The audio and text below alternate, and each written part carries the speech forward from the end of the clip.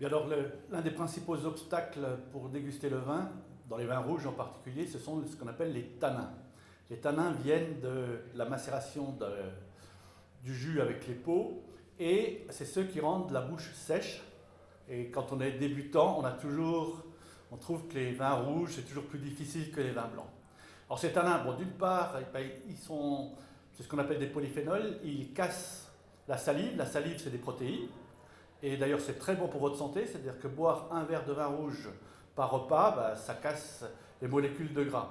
Ces tanins sont très importants dans certains cépages, en particulier le Nebbiolo, qui est le grand cépage des Barolo. Et c'est d'ailleurs ce qui fait que cette attaque, quand on démarre les Barolo, c'est toujours un peu difficile. Alors, d'abord, c'est bon pour votre santé, mais aussi ces tanins, dans un certain nombre de vins, sont très agressifs.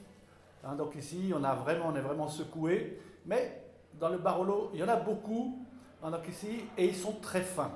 Alors qu'est-ce que ça veut dire très fin? C'est-à-dire qu'en fait, tout simplement, on les perçoit beaucoup moins et ils sont très fins parce que le terroir des Barolo, quand vous regardez les sites des Barolo, c'est souvent très blanc, et donc ce sont ces fameux calcaires.